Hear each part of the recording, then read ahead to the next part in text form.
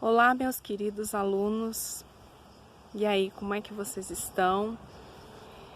Agora sim, qualquer lugar pode ser uma sala de aula. Até o termo sala de aula eu acho que vai ter que mudar, né? Ainda não inventaram outra denominação, mas qualquer lugar é lugar do professor e qualquer lugar é lugar do aluno, né? É uma nova reestruturação que já devia ter vindo há muito tempo, de como a gente lidar com o conhecimento.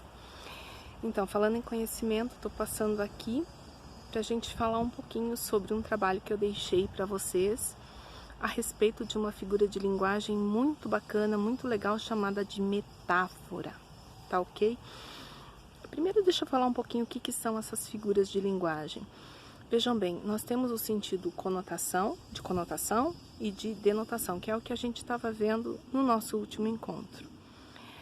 As figuras de linguagem, elas são uma teorização de como é que se dá o processo de conotação. Porque a gente sabe quando uma linguagem é linguagem figurada e quando, de repente, ela é uma linguagem real. A gente tem essa noção. Como falantes da língua, não importa a escolaridade, não importa o curso que façamos, a gente tem essa noção. Mas o processo conotativo, o processo da linguagem figurada, como é que se dá? Ora, ele se dá por meio das figuras de linguagem. O que elas são? O que são as figuras de linguagem? Elas trabalham com algo que é só a palavra e com a potencialidade de formar imagens, olha que coisa doida, a partir da palavra. Então, a primeira figura de linguagem que a gente vai ver ainda na aula de hoje, o exercício que eu mandei para vocês, versa sobre isso, é a metáfora, tá? E eu tô me adiantando porque de repente alguém já vai querer começar a fazer os exercícios e tal, mas a metáfora é muito simples. Ela nada mais é do que uma comparação de um termo com o outro, mas é uma comparação direta. Como assim, professora? Eu posso comparar, eu vivo comparando, a gente vive fazendo comparações, até porque a comparação é um método muito eficiente para você fazer alguém entender alguma coisa. Mas a metáfora, ela vai além de simplesmente comparar. Ela afirma que uma coisa, que um elemento é um determinado elemento, isso se forma, e de repente a partir daí se forma um outro sentido fantástico, diferente de um e de outro. Por exemplo, deixa eu usar um exemplo muito simples. Quando a gente fala assim, nossa, aquele ator é um gato, aquele rapaz é um gato. Isso é uma metáfora? Mas analisa o raciocínio agora aqui comigo. O rapaz a gente sabe que é um bípede que fala e que, ao invés de falar, né, ao invés de miar, ele fala, né? Não tem pelo, quer dizer, como o gato. Mas aí o gato, ao contrário, é quadrúpede, não fala, ele mia. Então, assim, se a gente for observar pela lógica, gato é gato, rapaz é rapaz, e aparentemente, no sentido literal, isso não tem sentido nenhum. É coisa de gente doida fazer essa afirmação. Porém, vem a metáfora e diz, sim, é possível fazer essa afirmação. Porque a gente une uma característica do gato, que não é necessariamente o fato de ele miar, nem o fato de ele ser coberto de pelos.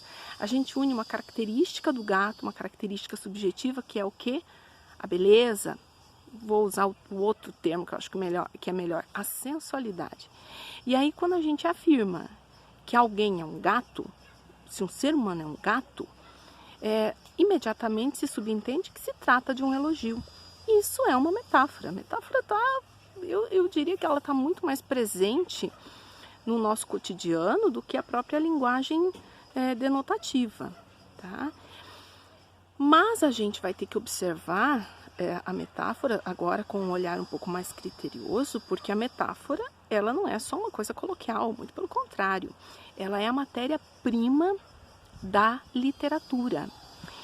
Então, por exemplo, quando um poeta como Drummond escreve assim, amantes são meninos estragados pelo mimo de amar. Olha bem a comparação que ele faz. Amantes, ele compara com meninos estragados pelo mimo de amar. Ele compara amantes com meninos mimados, com crianças mimadas. Racionalmente, isso não faz sentido. Agora, do ponto de vista poético, isso, além de fazer sentido, é lindo. Mas vejam bem que Drummond não fala amantes são como meninos estragados pelo mimo de amar. Ele fala amantes são meninos estragados pelo mimo de amar. E essa é a metáfora. Quando há o elemento comparativo, por exemplo, parece com, ou meramente a preposição com, ou de repente aquela expressão que a gente usa muito na oralidade, que é o que nem, a gente fala em comparação metafórica. Mas a metáfora em si, ela não precisa desse elemento comparativo.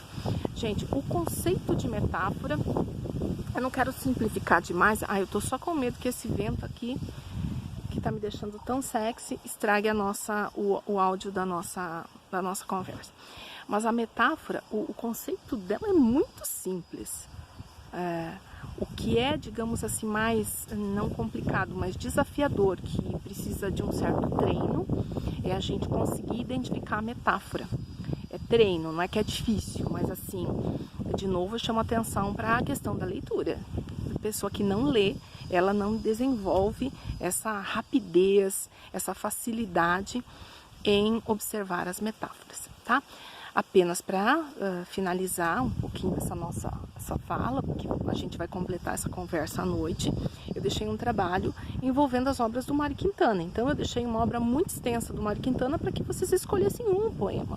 Quem quiser escolher mais, quem quiser escolher outro que não esteja lá, quem escolheu um mas vai mudar de ideia, não tem problema.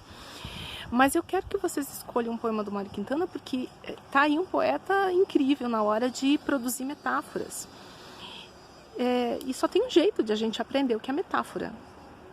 Estudando, lendo, mas principalmente tendo o hábito de leitura e gostando de observar, criando esse gosto mesmo de observar como os escritores, que são a nossa matéria-prima, né, usam dessa coisa formidável, que é a linguagem, para criar o que eles quiserem. Porque a palavra ela tá lá em sentido dicionário, estática. Mas quando a gente combina em formas de metáfora e em forma de figura de linguagem, a coisa fica formidável, certo? Por exemplo, o Mário Quintana tem um poema que ele fala assim: os poemas são pássaros que pousam no livro que lês, uma coisa assim. Olha a comparação que ele fez. E ele não precisou dizer os poemas são como pássaros. Ele simplesmente disse: os poemas são pássaros.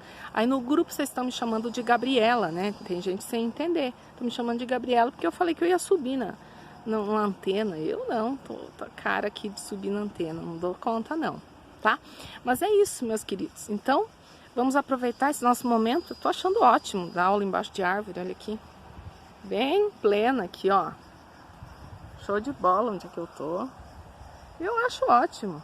Vocês aí no conforto da casa de vocês. Eu aqui fazendo minhas coisinhas, que não são poucas. E a gente tá sempre junto, tá? Uma última recomendação. Não tem a ver com a nossa matéria diretamente. Nada será igual depois do coronavírus, tá? A gente vai rever muito, principalmente essa questão da tecnologia. Tá sobrevivendo quem tá fazendo uso disso. Tá? Isso ainda não bugou. Não veio vírus ainda, né, para bugar a nossa comunicação. O ser humano está se reinventando nessas dificuldades. Então, quem não lida muito bem, não para de reclamar da tecnologia, gente. Acabou esse discurso, acabou. Chega. Não tem. Quem estuda, quem trabalha, precisa disso. Em vez de reclamar, de dizer que não gosta, que não sei o que, aprende a mexer, tá? É autoexplicativo e vocês vão se sentir senhores do conhecimento de vocês. Porque tem muita coisa boa aí na rede pra gente fazer. Tá bom? Um beijo e eu vejo vocês à noite. Tá? Beijão.